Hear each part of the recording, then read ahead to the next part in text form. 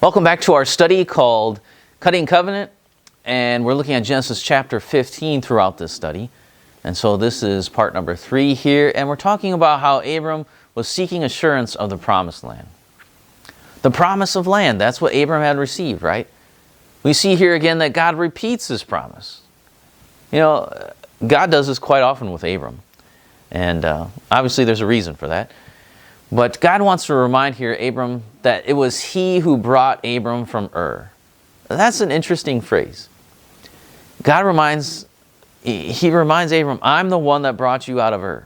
Not you, me. So he says, I took you from there. This should remind us of what God continually says to the people of Israel after they're brought out of Egypt. What does he say over and over again? I'm the one that brought you out of Israel. I'm the one that brought you out of Egypt.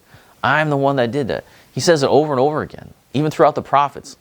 Many years later, he's still reminding them, I'm the one that did that for you, remember? Look at the Psalms, it's in there too. So here we have the promise was made, and God had already worked to fulfill the promise.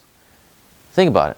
Often when we think about God, and we long for the fulfilling of his promises, and we're just like, man, God, I wish you would just come through. You promised this to me. Why hasn't this happened? And a lot of times we don't see that we've really grown blind to what he's already done and what he's currently doing to make those promises a reality. We don't see that. We've lost that somewhere along the line.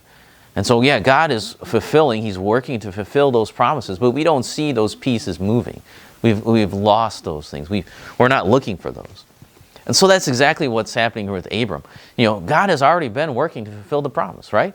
He's already been working behind the scenes, a lot of times right in front of his face, showing him that he is working. He's moving things, getting ready for his plan to come into fruition. The promises are going to happen. Abram just needs to trust. But Abram says, how will I know? After the last question, God gave him a sign. He gave him the stars as a reminder of the promise. Now, with the land, God gives Abram another visible sign.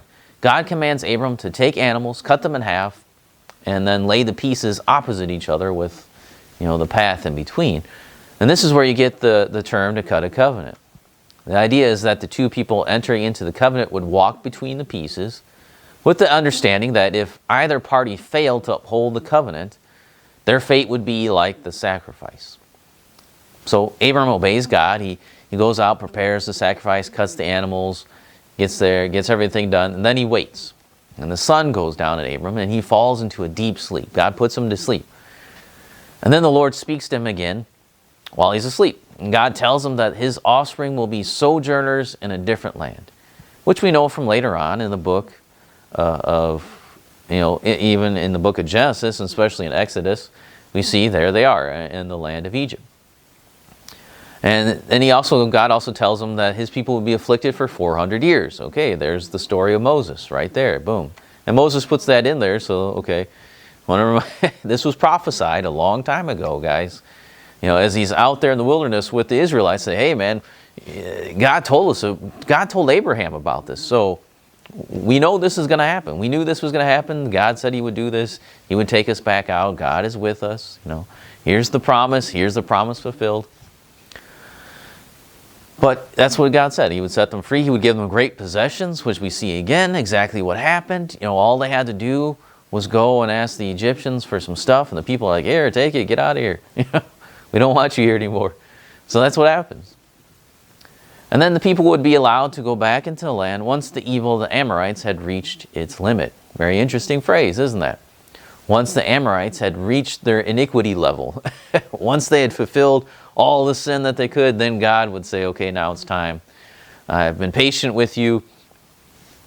Time's up.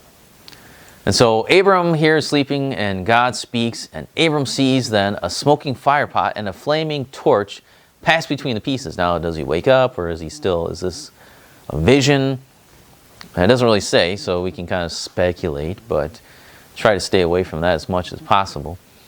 But anyways, he sees these things happening, and the smoking fire pot and the flaming torch are visible representations, visible signs of God passing between the animals.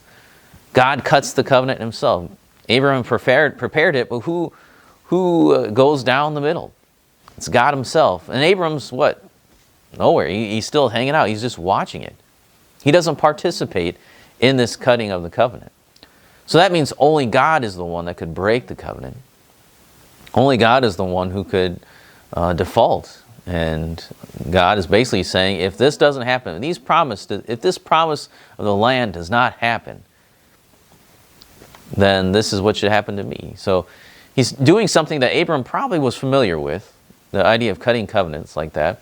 He's probably familiar with that. And so God uses something that's kind of familiar to Abram and then does it in a little bit of a different way, showing to Abram that, I'm taking care of this. I got this. I promised this. This is how my promise. Here's another sign for you to know that what I say is true. And that's what God did for Abram. Just giving him assurance of the promise. So next time we'll kind of wrap everything up and then try to apply this, look at fear, and try to think through these things a little bit more.